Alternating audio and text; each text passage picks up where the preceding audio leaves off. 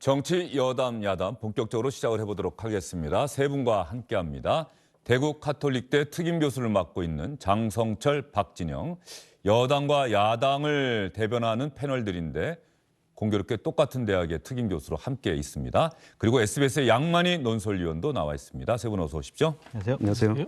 자, 세 분과 함께 이야기할 내용 가운데 첫 번째 주제는 여당과 야당이 언론중재법 개정안 처리 문제를 놓고 극적으로 합의하지 않았습니까? 오는 26일까지 여야 협의체 8명이 참여하는 협의체를 만들어서 협의를 한다. 개정안을 만들어서 27일 본회의에 상정해서 통과시킨다. 처리한다. 이렇게 합의를 했는데 분명한 것은 여당이 물러난 모양새입니다. 여당은 지난달 말 본회의에서 처리하겠다고 여러 차례 공언을 했었지만 한 걸음 물러섰는데요.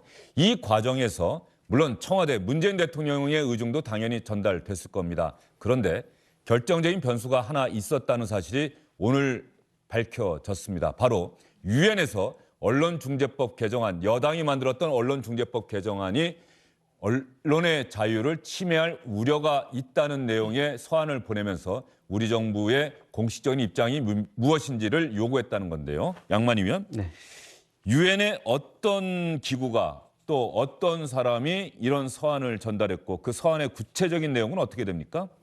이 서한을 보낸 주체는 유엔의 특별보고관이고요. 유엔 특별보고관. 네, 여러 분야의 특별보고관이 있는데 의사 표현의 자유에 관련된 아이린 칸이라고 하는 특별보고관이 서한을 보내왔고, 예. 특별보고관은 유엔 인권이사회의 위임을 받아서 인권 관련된 현안이 발생하면 수집을 해서 해당국의 권고 같은 의견을 제시하는 역할을 해오고 있습니다. 유엔 특별보고관이 서한을 보내온 계기가 된 것은 인권단체. 일단요, 양만희 위원, 네. 지금 화면에 나오고 있으니까 아이린 칸 보고관이 보낸 내용이 정보의 자유와 언론의 표현의 자유라는 권리를 심각하게 제한할 수 있다. 언론중재법 개정안, 여당이 만들었던 안이 네네. 국제인권법 기준과 보조를 맞추도록 언론중재법 개정안을 수정해 줄 것을 정중히 권고한다. 한국 정부의 공식 입장은 무엇인지 밝혀줄 것을 요청한다. 또 있죠? 내용을 조금 상세하게 설명을 드리면요. 이 보고관이 근거로 삼은 게 시민적 및 정치적 권리에 관한 국제규약인데 여기에 보면은 허위 정보를 금지한다는 취지만으로 표현의 자유에 대한 제한을 정당화할 수 없다.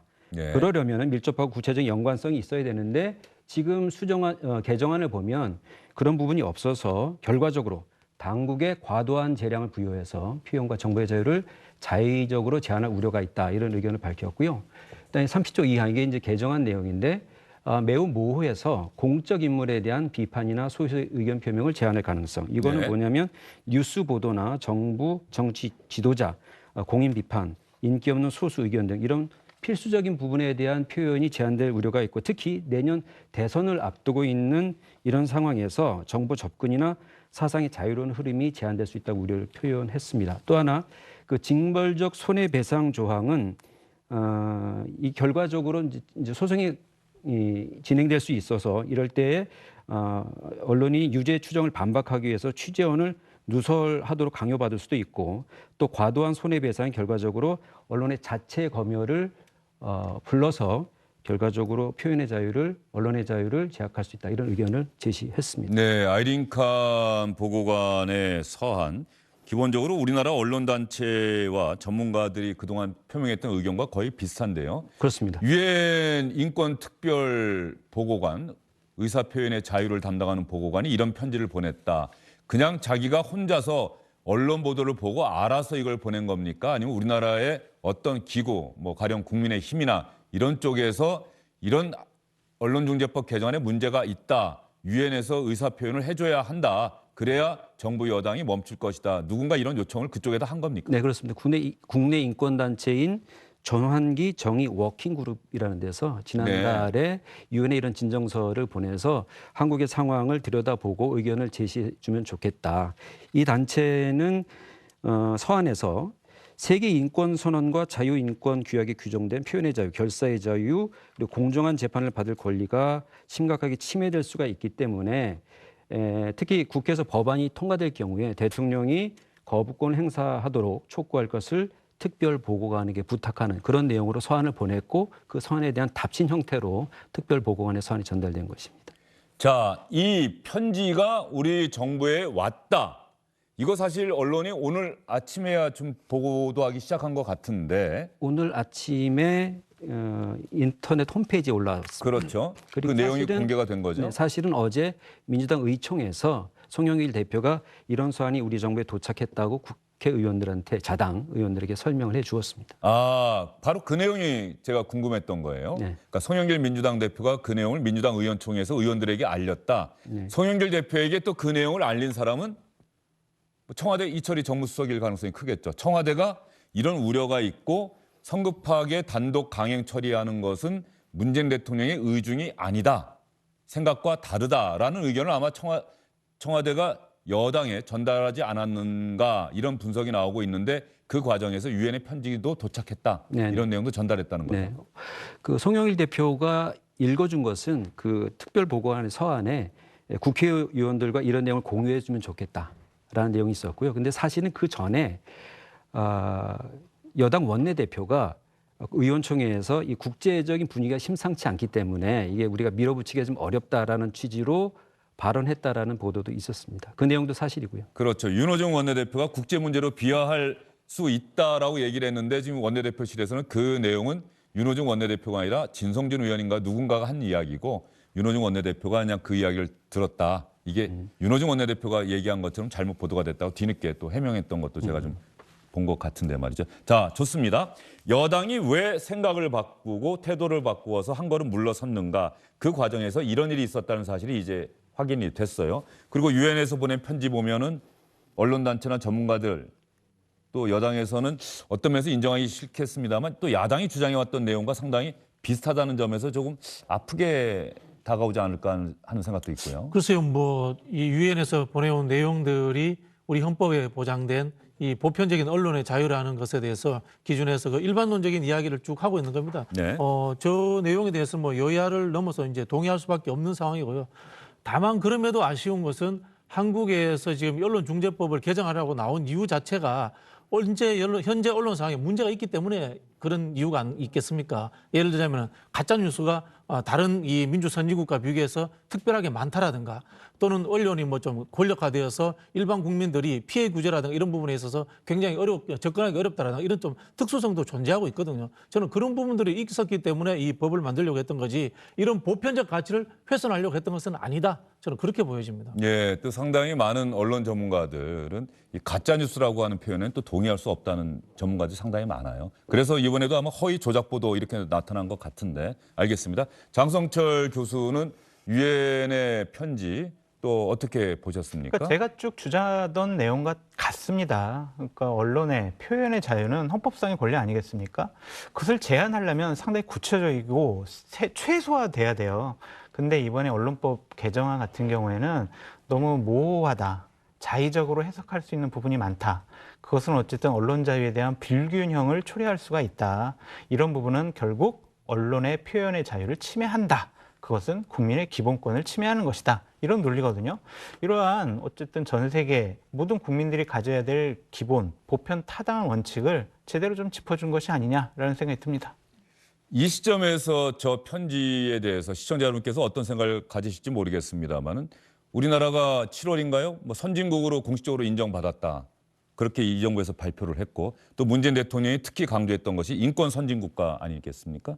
그렇게 우리나라가 인권 선진국가로 나아가야 한다라고 현 정부가 방향을 잡고 있었는데 현 정부 특히 여당이 강행 처리하려고 했던 언론중재법 개정안 허위 조작 보도로 피해를 입은 사람들을 구제하겠다는 선의를 가진 법안의 내용이 민주주의의 기초이자 민주주의의 기둥이라고 표현되는 언론의 자유를 침해할 우려가 대단히 크다라고 하는데 우리 국내 전문가뿐 아니라 유엔까지 여기에 의견을 같이 했다. 우려를 나타냈다는 점에서 여당이 한 걸음 물러선 것 아니냐 이런 분석이 충분히 나올 법한 상황인데요. 그렇다고 한다면 송영길 민주당 대표의 달라진 발언들, 달라지는 태도, 달라지는 발언의 강도를 보면은 여러분도 그 과정에서 분명히 무슨 일이 있었겠구나 느끼실 겁니다.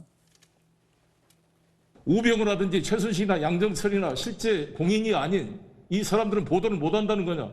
아니 사실을 가지고 보도하면 될 거 아닙니까? 설령 사실관계를 노렸는데 실제 허위로 판명됐다 할지라도 그것이 진실로 믿을 만한 충분한 취재 과정을 입증한다고 한다면 면책되도록 2번이나 면책 조항을 집어넣어놨는데 그 정도의 최소한 진실을 확인할 노력도 하지 않고 가짜 뉴스를 쓰는 것을 허용하란 말입니까?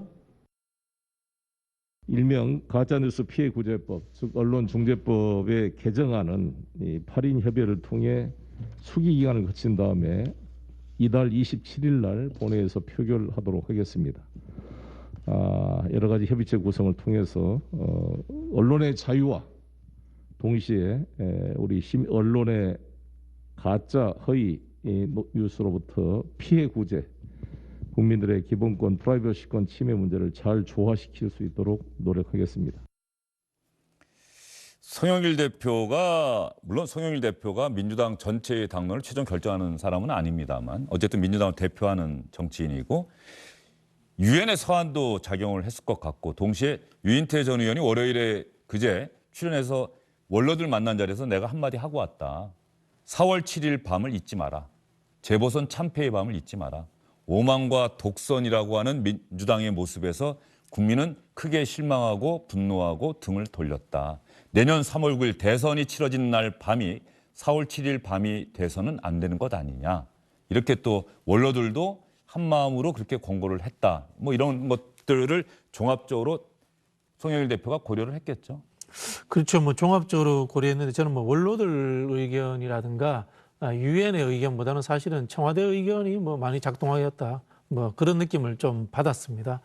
이게 초반에 보면 여론이 나쁘진 않았어요. 이 국민적인 여론이 이 금방 말씀하신 이 민주 선진 국가로 한국이 들어섰으니까 거기에 맞는 언론도 스스로 개혁해야 되지 않느냐라는 이런 의견들이 많았는데 실제로 이게 또 이 언론이 또 한편으로 보면 이해 당사자지 않습니까? 네. 그러다 보니까 진보 보수를 막론하고 이 여당에 대해서 비판적인 기사를 쏟아내니까 여론이 악화된다. 이렇게 저는 뭐 정부에서 느꼈을 거다 그런 생각이 듭니다. 네. 예. 여당에서 말이죠. 검찰개혁을 이야기하면서 했던 게 그것 아닙니까? 검찰개혁이라고 하는 일종의 일반화된 표현을 썼잖아요. 그런데 그 목표는 검찰을 국민의 검찰로 돌려드리는 것 그리고 검찰 내부에서 정치해왔던 검사들을 중요한 자리에서 이 검찰 권력을 남용하지 못하도록 하는 것이다. 일부 검사들이 문제였지 않느냐. 그러면서 윤석열 전 검찰총장 같은 사례를 예로 들지 않았습니까? 그러니까 언론개혁 하는데 전체 언론을 상대로 해서 언론을 개혁하겠다는 것이냐. 뭐 이런 부분에 있어서도 좀 명확하게 할 필요가 있지 않을까? 그렇죠. 말씀하신 것처럼 이제 허위 조작 보도를 하는 것은 일부 극소수 언론입니다. 극소수 언론인데 우리 뭐 장성철 교수님 비판하신 것처럼 이 보편적 가치에 대해서 위험 요소로서 언론이 전체가 느끼고 있다면은 실제로 언론 전체로 확전되는 듯한 그런 느낌을 줬기 때문에 저는 전략적으로 좀 한번 후퇴한 게 아닌가 뭐 그렇게 보여집니다. 예. 그 대선을 앞둔 상황에서 민주당이 왜 언론중재법 개정안을 밀어붙이려 했을까? 그리고 야당과 언론계 또 관련 전문가들의 반대, 청와대의 우려, 국제사회의 우려 이런 걸 감안해서 한 걸음 물러섰을까? 이런 어떤 여당이 왜 그랬을까라고 하는 부분이 참 궁금해요. 그러니까 가짜뉴스로부터 피해를 입은 사람들 구제하겠다는 그 취지는 충분히 이해를 하지만 왜 그 시점이 하필 지금이었느냐? 8월 임시국회였느냐? 뭐 이런 부분들 있지 않습니까? 제가 보기에는 이 대선 후보가 결정되기 전에 언론 개혁에 대해서 한 매듭은 지어야 되겠다라는 생각을 했던 것 같습니다. 그런 부분이 작동했던 것 같고요. 두 번째는 물론 이 법이 발효되는 시점은 내년 대선 이후가 됩니다만은 일부 특정 언론입니다. 일부 특정 언론에서 이 불공정하게 민주당에 집중적으로 어떤 언론에서 이 나쁜 보도를 낸다라는 그런 인식도 저는 작동하고 있었다 이렇게 생각이 듭니다. 예. 그렇다고 한다면은 그 허위 조작 보도라고 하는 것이 제가 박진영 교수님께 하나 더 질문 드려볼게요. 혹시 요즘 우리는 사회가 직면한 가장 큰 문제가 어떤 진영의 논리, 진영의 싸움. 그러고 보니까 박 교수님 이름하고 또 똑같네요. 네. 예. 그런 게 가장 큰 문제라고 하는데 혹시 지금 현재 가짜뉴스라고 하는 것이 나의 생각과 우리의 생각과 다른 내용을 보도하고 강조하는 언론은 허위 조작 보도를 하는 것이다. 다른 팩트를 다른 식으로 해석하고 다른 식으로 보도하는 그 언론이 문제다. 혹시 이런 의도가 있었던 건 아닙니까? 그런 건 아니죠. 뭐 진영 논리라기보다는요. 실제로 이 일부 이제 허위 조작 그 보도가 많이 나오고 있고요. 또 뭐 허위 조작에는 가깝지 않지만 왜곡성 보도 같은 게 있습니다. 예를 들면 이제 루마니아 백신 문제 있지 않습니까? 우리가 이 제대로 이 과정들을 살펴보면은 국제 협력 관계인데 이 선동이 어떻게 나오냐면은 우리가 명색이 민주 선진국인데 루마니아 같은 후진국한테 지원받아 뭐 이런 식의 논리를 만들어 버리는 경우가 왕왕 있었거든요. 이런 좀 왜곡 부분들에 대해서 좀 문제의식을 갖고 있었다. 저는 이렇게 보여주면 될 것 같습니다. 예. 장성철 교수님도 또 박진영 교수님도 마찬가지입니다만 이제 학생들하고 강의를 하면은 아마도 두 분에게는 정치 현안에 대한 질문이 많이 나올 것 같은데 이 언론중재법 개정안을 둘러싼 여야의 힘겨루기, 대치 또 이번에 극적인 합의 이런 부분에 대해서 어떻게 학생들에게 이야기를 하실 겁니까? 그러니까 언론중재법이 과연 가짜 뉴스로부터 국민의 피해를 좀 구제하려는 그런 법이냐, 아니면 언론의 재갈을 물리려는 법이냐, 이것은요 운영을 해봐야 알 것 같습니다. 하지만 많은 뭐 시민단체라든지 언론단체라든지 야당이라든지 유엔이라든지 이런 곳에서 많은 우려를 표하고 있지 않습니까? 그렇다면 사회적인 논란이 많은 법이라면 충분히 여야가 대화하고 협상하고 타협해서 이 부분을 부작용을 최소화해야 되는 절차적인 민주성을 지켜야 한다라는 것이 저의 소신입니다. 대통령께서는 항상 말씀하셨습니다. 뭐 올해 8월 달에도 언론의 자유는 누구도 흔들 수 없다. 그리고 2014년도에는 언론의 비판 감시에 재갈을 물리려는 시도 결코 안 된다. 이렇게 언론의 자유에 대해서 대통령께서 인권 대통령다운 말씀을 그동안 해오셨는데 이번에 민주당의 모습은 과연 저것이 예전에 민주당이 주장해왔던 그렇게 정의로웠던 얘기들과 같은 궤를 같이 하는 것이냐 의심할 수밖에 없고요. 혹시나 내년 대선을 앞두고 좀 자신들에게 유리하기 위해서 언론에 재갈을 물리려는 것이 아니냐 그런 비판도 충분히 받을 수 있다고 생각을 합니다. 왜냐하면 송영길 대표가 이런 식으로 얘기를 했어요. 야당에게 당신네들은 계속 야당만 할 거야? 이런 식으로 얘기했거든요. 이 말은 무엇이냐? 이 법안은 여당에게 유리한 법이야. 그리고 여당을 견제하지 못하도록 비판하지 못하도록 하는 그럴 만한 조항들이 있어 라고 하는 자기 고백이라고 저는 보여집니다. 이러한 부분들에 대해서 국민적 의구심을 충분하게 송영길 대표나 여당이 스스로 해소해야 된다. 그래서 앞으로 한 달 동안 충분히 더 논의하고 한 달이 부족하면 두 달, 세 달 더 논의해서 어느 정도 사회적 합의가 이루어진 다음에 본격적으로 처리했으면 좋겠다라는 바람이 있습니다. 예, 두 분의 토론을 잘 들었습니다. 양만희 위원은 또 두 분의 토론 들으면서 어떤 생각이 들었어요? 뭐 늘 하시는 말씀인 네. 것 같고요. 저는 이야기도 안 했는데. 제가 아까 이번 법 개정안에 대한 개정에 대한 뭐 의견 그렇게 이해를 하고요.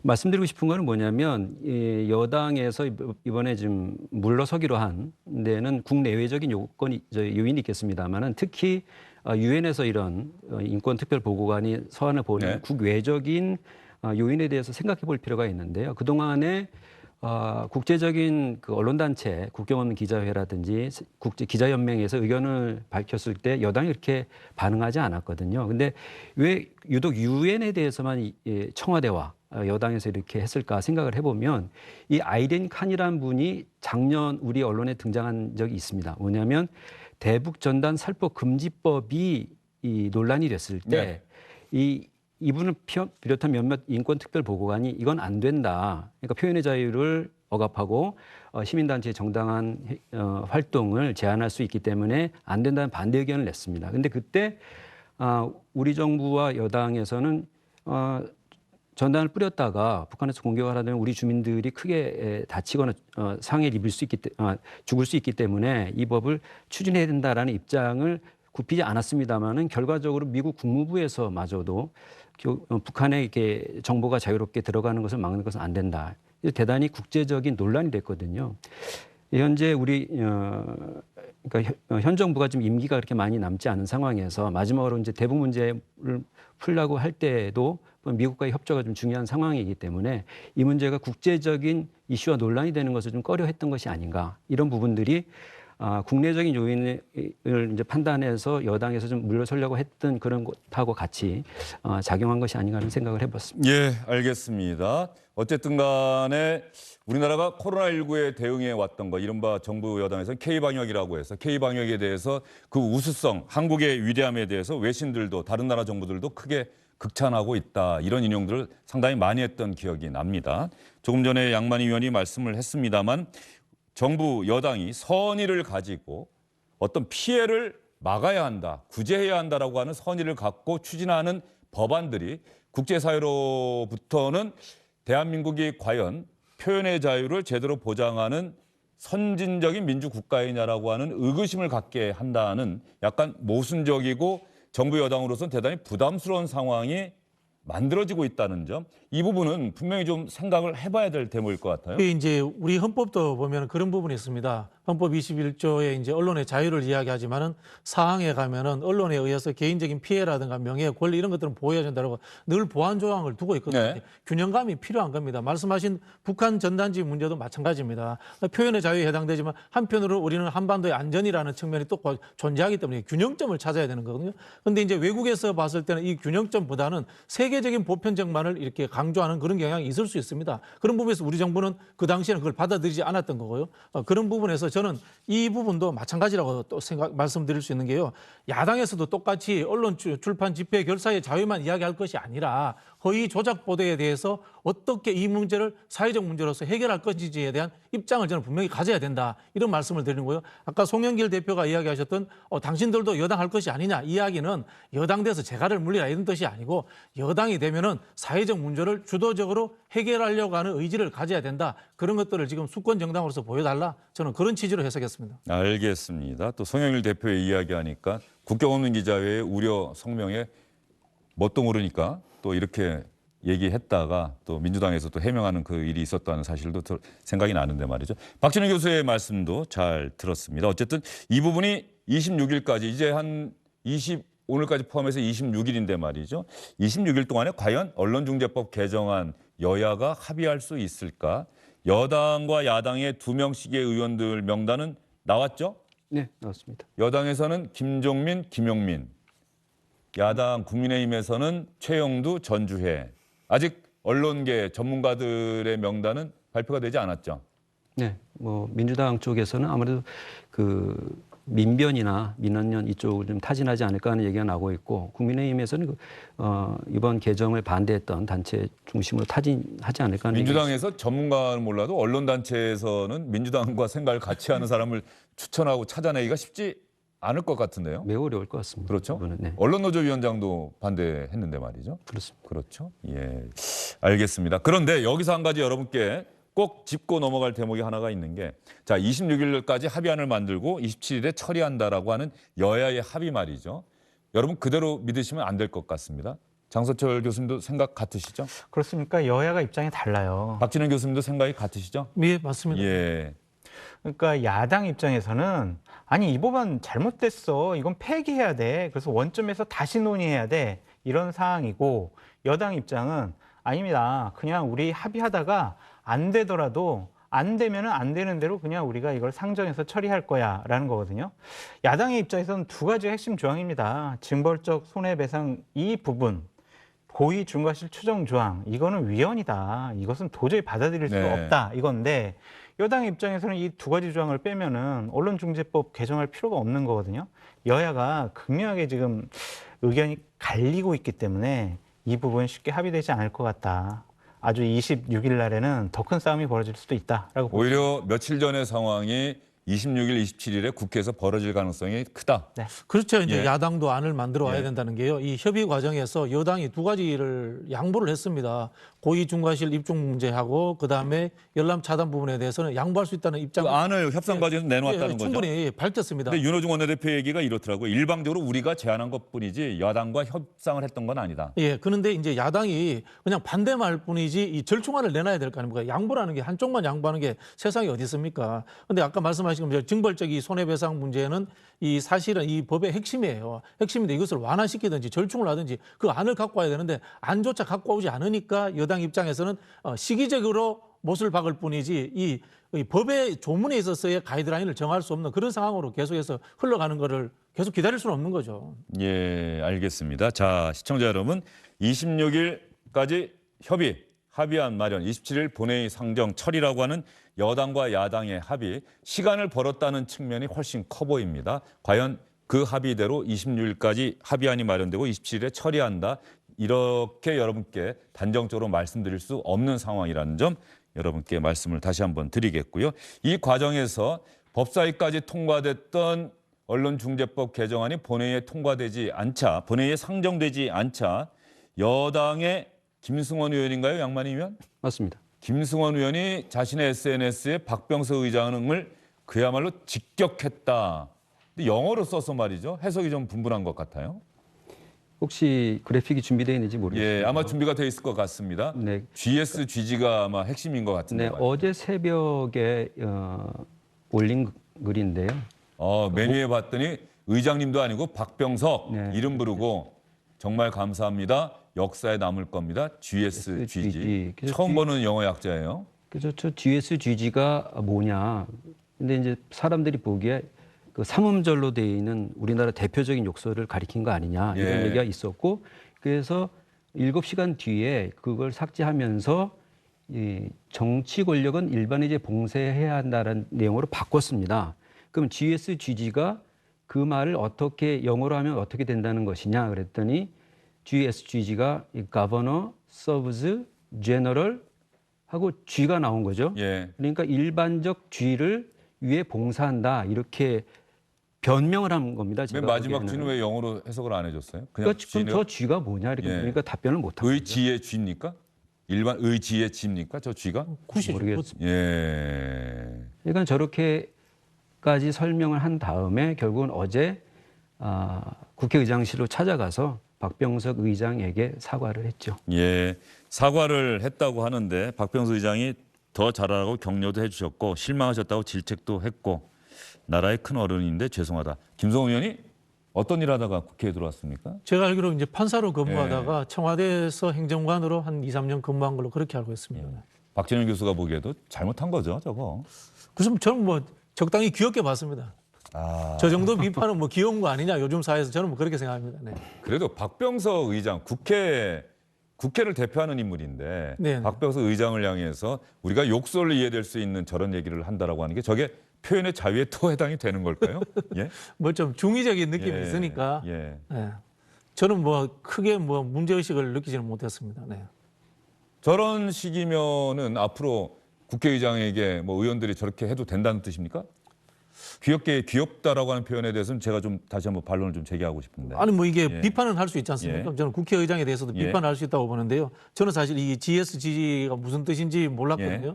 예, 몰랐는데 그게 뭐 이 극단적인 욕설을 의미하는 것인지 아니면 또 중의적으로 이제 본인이 설명하셨지 뭐 거버너 설브 제너럴 굿 이런 식으로 한다면은 또 좋은 의미도 있으니까요. 네. 예. 그거 뭘 그렇게 설명을 하려다가 마지막 G는 찾지 못한 것 같은데요. 뒤늦게. 그런 느낌이 저는 강한 것 같은데 저희가 이렇게 말씀드린 거는 순전히 저의 느낌이라는 점 말씀드립니다. 제 뭐 생각이나 판단이 아니라 네. 뭐 그런 건데 김승원 의원이 만약에 그랬다고 한다면 마지막 G까지 영어로 썼겠죠. 그렇죠? 이미, 네. 예. 찾지 못했다는 네. 느낌이 강하죠. 잘못했죠. 저런 부적절한 일을 하면 안 됩니다. 야당 의원도 뭐 여당 출신의 국회의장한테 저런 적 한 번도 없었던 것 같아요.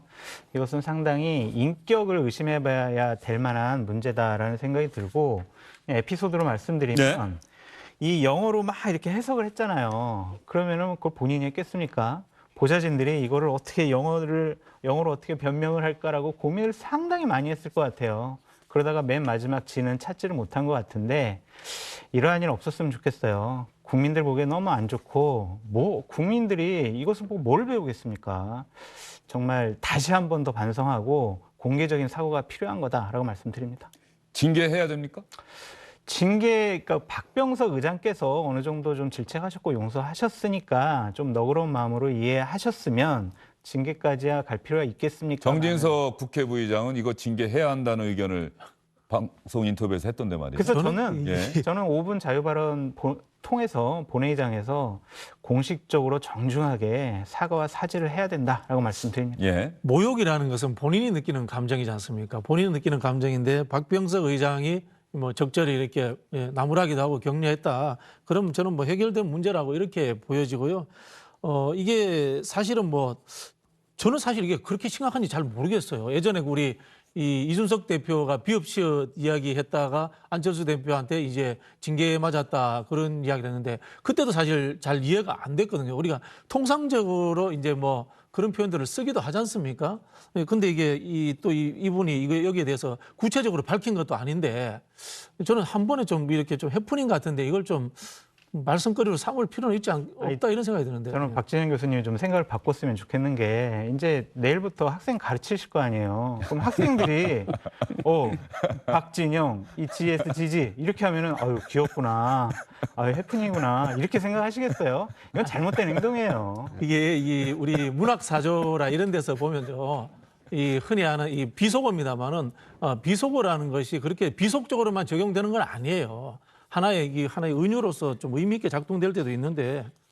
예. 뭐 어쨌든 알겠습니다. 두 분의 의견 잘 알겠고요. 뭐 누구나가 SNS 이용하신 분들은 SNS를 통해서 자기의 생각을 또 자기의 일상을 가감없이 드러내고 뭐 자랑도 하고 그러는데 다만 김수원 의원이 공직자 또 국회의원이라고 하는 점 또 약간 욕설이라고 한다면 그 욕설의 대상이 국회의 수장인 국회의장이었다고 하는 점. 김수원 의원도 분명히 잘못됐다고 느꼈으니까는 나중에 그 수정했죠. SNS를. 아까 말씀드린 예. 그 뭐 국민을 위해 봉사한다 이런 예. 취지로 문구를 바꾼 겁니다. 그리고 박병석 의장님 그러면서 다시 또 글도 바꾼 거죠. 그러니까 처음에 호칭부터가 박병석 이렇게 돼 있었고 이제 박병석 의장이 원래 이제 민주당 소속이었다가 의장이 되면서 탈당을 해서 현재 네. 무소속 아닙니까? 그러니까 공정하게 중립적으로 국회의사를 진행하기 위해서. 그런데 그제 여야가 양당이 협상하는 과정에서 시간이 보내고 그다음에 자기들이 원하는 개정안을 왜 상정하지 않느냐 그런 의견 표시는 할 수 있습니다.